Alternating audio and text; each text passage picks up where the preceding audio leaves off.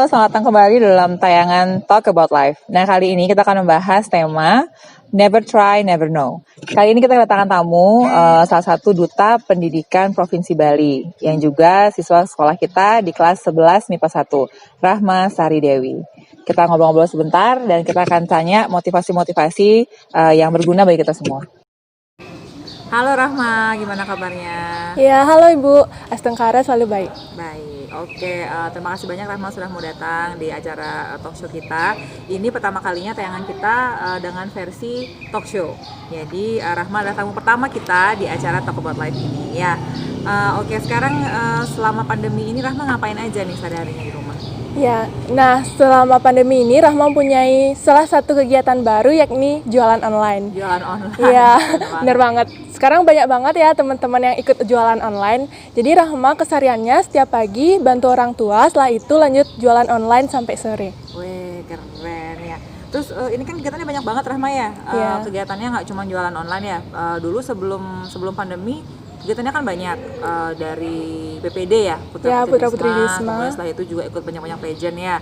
Pasti salah satunya itu kan ada kayak nyari bakat kan, bakatnya apa gitu. Bakatnya Rahma yang selama ini tampilkan apa biasanya? Biasanya kalau menampilkan bakat, Rahma senang menampilkan bakat menari karena Rahma dari kecil senang menari. Oh gitu. Iya. Oke, berarti ini menari ini hobi atau terpaksa atau gimana? Nah, jadi Rahma udah dari kecil hobi menari. Rahma belajar menari dari TK dan mulai menekuninya sejak kelas 3 SD. Nah, kelas 3 SD Rahma mulai ikut beberapa sanggar dan ikut menari-menari ke hotel, ke villa ataupun ngayah. Oh gitu, berarti. Nah, kalau ke hotel sendiri itu dibayar apa gimana? Dibayar, tapi waktu itu Rahma masih SD, itu dibayarnya bertahap. Dari SD itu baru 15.000. Dari 15.000 itu pun menarinya di Nusa Dua, udah jauh banget itu 15.000. Diantar sama sanggarnya. Oh gitu. Jadi waktu SD uang 15.000 tuh pasti ya rasanya Udah banyak, iya, udah banyak banget. Oke, terus kemarin kan sempat ikut di Putra Putri Wisma. Sebelumnya memang Rahma kan pasti itu modal pertamanya adalah percaya diri dulu kan ya. Rahma sendiri ngerasa nggak sih, wah aku cantik nih, aku bisa kayaknya ikut itu? Atau memang karena masa, oh saya bisa nyoba nih kayaknya nih. Yang mana yang motivasi? Nah, awalnya Rahma cuma iseng ikut karena kebetulan belum ada kandidat dari kelas. Jadi teman-teman memilih Rahma untuk mewakili kelas. Awalnya Rahma juga ragu, Rahma tidak cantik ataupun tidak memiliki banyak pengalaman di dunia pageant. Namun Rahma merasa pageant ya, oke. Pageant. Istilahnya dunia kompetisi. Ini namanya pageant ya berarti ya. Oke, habis itu. Nah, saat Rahma mulai mencoba, Rahma awalnya ragu, tapi Rahma memiliki banyak sekali persiapan untuk mengikutinya. Nah, sebelum seleksi Putra Putri Wisma kan kelas 11-nya study tour. Nah, Rahma selalu membawa catatan kecil saat di bus ataupun di hotel. Rahma mencoba mencari inspirasi untuk bekal Rahma waktu pemilihan. Oh gitu, artinya memang perlu tips dan trik ya. Jadi kalau nanti kita mau mengadakan lagi Putra Putri Wisma, kalian harus punya triknya. Jadi nggak cuma sekedar ikut aja gitu ya. Nah terus saat mengikuti PPD itu sendiri, apa yang paling bikin grogi buat itu? Bikin grogi karena banyak saingan yang menurut Rahma mereka bisa lebih daripada Rahma dan mereka bisa. Rahma sering berpikir bahwa Rahma udah bisa tapi ada yang lebih bisa. Tapi Rahma tidak stuck sampai di sana saja. Rahma terus mencoba, terus mengeksplor diri dan akhirnya bisa. Oh gitu. Dari PPD itu apa sih yang Rahma dapat? Artinya apa ilmu, kesan, apa segala macam yang Rahma dapat? Nah, jadi pesan-kesannya Rahma setelah mengikuti ajang pemilihan Putra Putri Wisma, yang pertama, awalnya Rahma tidak menyangka bahwa Rahma bisa mengikuti ajang tersebut dan lolos. Awalnya Rahma berpikir tidak akan bisa lolos, tapi kenapa gitu mikirnya? Kenapa nggak bisa? Karena Rahma melihat banyak sekali teman-teman yang menurut Rahma berpotensi yang lebih dari Rahma. Nah, ternyata Rahma bisa lolos dan hal tersebut bisa membangun rasa percaya diri Rahma. Sebelumnya rasa percaya dirinya gimana waktu itu? Sebelum akhirnya nyoba untuk ikutan PPD itu, waktu itu rasa percaya dirinya Rahma memang rendah atau gimana?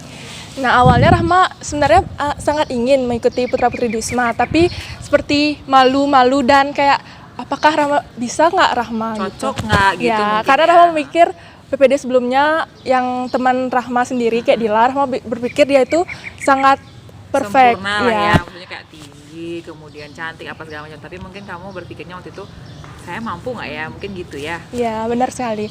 Tapi ternyata Rahma beruntung dan bisa lolos dan tentunya bisa menjadi winner. Oke.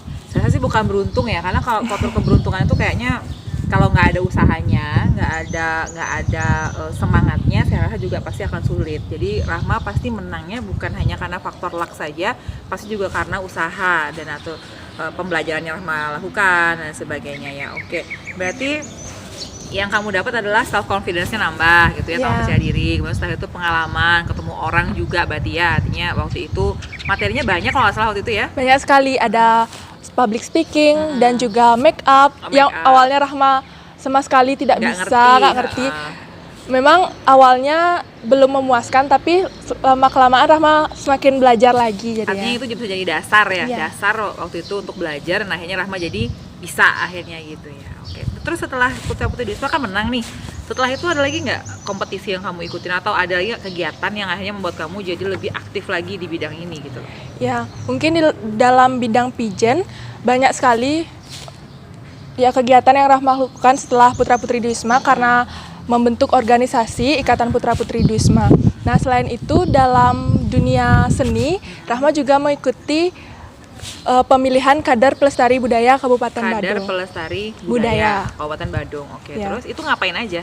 Nah, itu kegiatannya seperti kita melestarikan budaya yang sudah ada ataupun yang sudah tenggelam di Kabupaten Badung. Di Bali mungkin ya? Di Ya, Bali atau Badung aja sih kan? Maksudnya ini kebudayaan Balinya maksudnya? Ya. Ya Bali, tapi ini untuk Kabupaten Badung. gitu. Ya, Oke. karena di setiap kabupaten juga ada Kader Pelestari Budaya. Setelah itu Rahma juga dikirim oleh Badung ke tingkat provinsi di Kader Pelestari Budaya Provinsi Bali. Oh, itu sifatnya apa tuh, kompetisi atau memang dipilih untuk jadi kader langsung atau gimana? Itu tuh kompetisi sekaligus menjadi kader. Yang pertama kita tuh melakukan kemah budaya selama kurang lebih 4 hari. Oh, ada kemahnya dulu. Iya. Nah, selama kemah itu berarti ada pembekalan, ada segala Ya, macam. pembekalan. Oh, gitu. Berarti itu kan sebenarnya bukan buat Badung aja kan, kebudayaan Bali kan maksudnya ya?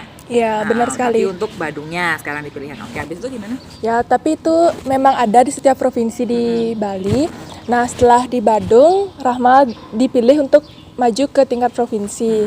Nah, pada saat itu Rahma sendiri dari Mengui, dari SMA Negeri 2 Mengui, dan sisanya anak dari Kuta Selatan. Jadi saat itu Rahma setiap malam latihan di Kuta Selatan, di Jimbaran. Setiap malam. Setiap malam, karena kami prepare-nya tuh Hamin 2 minggu aja. Oh, berarti dari Mengui ke Kuta Kuta Selatan. Itu dedikasi banget loh itu. Ya, Sendirian. kalau nggak dedikasi- sendirian. Oke, jadi itu dedikasi banget ya. Intinya kalau sudah seneng, berarti Rahma yang bikin berangkat setiap saat itu adalah karena senang, Iya. karena ingin gitu ya Karena intinya ingin. ya. Oke, nah setelah itu menang di situ, apa kegiatannya KPB ini?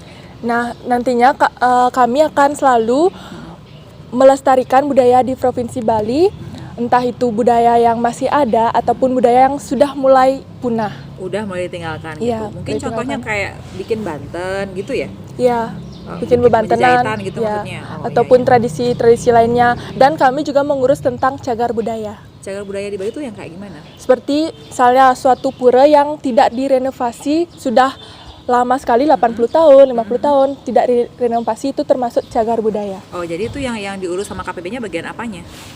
Kami mengurus tentang Registrasi. Registrasinya, ya. Registrasinya berarti di dinas apa jadinya tuh? Di dinas mana berarti? Artinya KPB-nya punya log sendiri berarti gitu ya. Oh, Iya. ini yang belum di restore atau restorasi. Kemudian setelah itu KPB yang membantu untuk mengurus gitu maksudnya Iya. mungkin ya. Oke. Menarik banget ya itu. Keren banget loh SMA tapi udah ngurusin cagar budaya loh, keren sekali. Nah, berikutnya sekarang kan kamu udah banyak banget kegiatannya. Ada PPD, kemudian ada juga KPB. Lalu terakhir kamu ikut kompetisi apa? Nah, setelah Putra Putri Wisma, Rahma memberanikan diri untuk mengikuti ajang pemilihan Duta Pendidikan Provinsi Bali, yaitu Putra Putri Sekolah Ajak Bali. Oh, ajak Balinya itu Ya. ya. Atau habis itu Gimana? Waktu itu hasilnya gimana? Menang atau nomor berapa waktu itu? Saya masuk ke top 5 Putri Sekolah Hajek Top Bali. 5. Jadi dari Mengui itu nggak main-main. Masuknya top 5. Oke, terus habis itu? Yang awalnya Rahma sangat insecure kan, karena itu ajangnya di Provinsi Bali, tidak hanya anak-anak Badung, tidak hanya teman-teman Rahma, itu dari beberapa kabupaten dan tentunya anak Denpasar banyak sekali yang ikut. Oh iya, pasti gregetnya di situ ya, Iya. karena beda kabupaten, Beda. tiba-tiba sekarang nyoba untuk ikutan dan lebih besar lagi gitu ya. Iya. Oke, di situ. Dan di sana Rahma melihat orang-orang yang sangat berpotensi, yang perfect, yang tentunya pintar-pintar semuanya. Pasti gitu ya, setiap kali ikut pageant, setiap kali kita ikut kompetisi apapun, kita tuh pasti mikirnya orang lain tuh lebih sempurna Iya, daripada diri kita sendiri. gitu ya. Padahal sebenarnya setelah dijalanin nggak segitunya juga ternyata gitu intinya ya. Setelah itu di sana gimana hasilnya? Masuk top 5, setelah itu kemana lanjutannya itu? Ada terusannya lagi nggak kemana? Nah, setelah grand final, kita juga membentuk sebuah ikatan Putra-Putri Sekolah Hajek Bali. Nah itu proker yang dikerjain tuh apa aja, Rahma?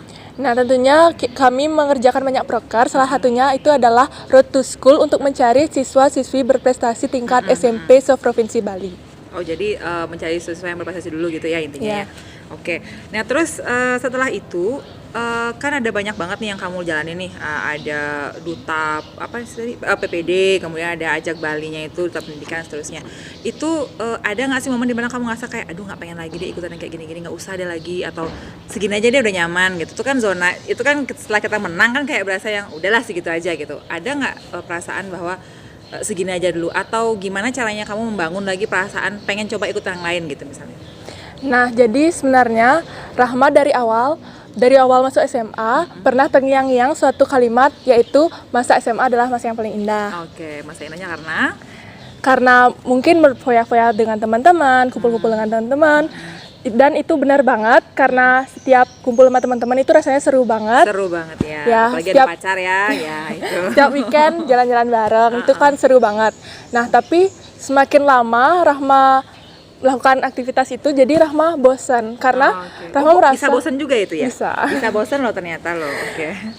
Rahma merasa kalau hidup Rahma stuck sampai di situ karena kegiatan itu aja. Jadi Rahma ingin keluar dari zona itu, ingin mengeksplor diri, ingin mencoba hal baru. Jadi ternyata seseru apapun kumpul sama teman-teman, pada akhirnya itu akan ada jenuhnya juga ya. Maksudnya bosan ya, malam minggu pergi, habis itu setelah itu sekolah lagi kayak biasa. Ternyata itu yang akhirnya memicu jadinya Rahma pengen nyoba hal baru gitu ya. Benar intinya banget. ya. Oke. Terus itu kan keluar dari zona nyaman bukan hal mudah, saya yakin pasti itu bukan hal mudah. Terus itu gimana tipsnya bagi Rahma sendiri, gimana caranya supaya bisa menentukan siapa yang keluar dari sini gitu? Nah, tentunya tips dari Rahma sendiri ya.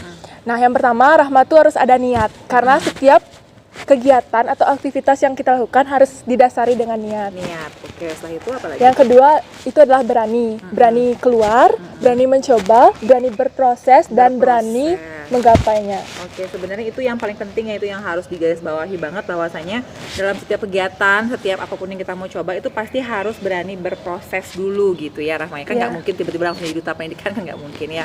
Oke, habis itu apa lagi? Yang ketiga adalah percaya diri. Percaya diri. Terus kan kita banyak nih mentoknya karena nggak percaya diri justru Rahma. Ya, Itu benar gimana banget. caranya menurut kamu menangani itu? Nah, awalnya juga Rahma tidak percaya diri, sangat insecure karena menurut Rahma banyak kekurangan. Oke. Tapi Rahma mengatasinya dengan cara Rahma bersyukur dengan diri Rahma sendiri, Rahma mencintai diri Rahma sendiri, Rahma berpikir bahwa Rahma itu bisa seperti orang lain. Artinya pada prinsipnya kembali lagi ya, semua orang punya kekurangan, semua orang punya kelemahan, dan it's okay gitu ya, dicoba aja dulu gitu ya mungkin Iya, ya. benar banget. Oke, seperti itu Pak. Berarti yang pertama adalah harus niat dulu, Niat. kemudian setelah itu harus berani, Berani. setelah itu ada percaya Percaya diri diri. gitu ya tips-tipsnya. Nah itu tipsnya. Nah sekarang motivasi nih dari seorang Rahma yang udah ikutan ini itu, pageantnya banyak banget, ketemu orang banyak. Apa nih motivasinya buat teman-teman yang di luar sana yang mungkin saat ini masih ada di zona nyaman, belum berani keluar? Nah, tips sendiri dari Rahma, mohon maaf motivasi ya. Motivasi bukan tips. Tadi udah tipsnya. Oke, sekarang Ya, motivasinya apa? motivasi dari Rahma sendiri. Nah, dunia itu terus berputar, hidup kita terus berjalan. Jadi teman-teman jangan stuck sampai di sana aja. kalian harus berani keluar dari zona nyaman, buka mata, lihat dunia baru menanti, melangkah perlahan dan cobalah menggapainya. Oke, intinya coba dulu gitu Iya. sebenarnya intinya ya. Mungkin bagi yang lain-lain, mungkin kalau ada teman-teman aku pengen nyoba ikutan pageant atau apa segala macam. Langkah apa pertama yang bisa dilakukan sama teman-teman yang pengen nyoba gitu? Yang pengen nyoba tentunya yang seperti Rahma bilang tadi harus ada niat. Selain niat harus kita mempunyai persiapan karena segala sesuatu yang kita lakukan harus ada persiapannya. Oke, berarti intinya ada di persiapan. Oke, makasih banyak Rahma ya. Terima Ya. kasih banyak. Tipsnya banyak banget. Kemudian juga motivasinya juga banyak banget. Mudah-mudahan nantinya ini bisa menginspirasi, kemudian juga memotivasi rekan-rekan di luar sana, generasi muda di luar sana supaya bisa keluar dari zona nyamannya. Oke, terima kasih banyak Rahma. Nah, sekian wawancara dengan Rahma Sari Dewi, kelas 11 MIPA MIPA 1. Nah, nanti kita akan ketemu lagi di episode yang selanjutnya. Bye! See you.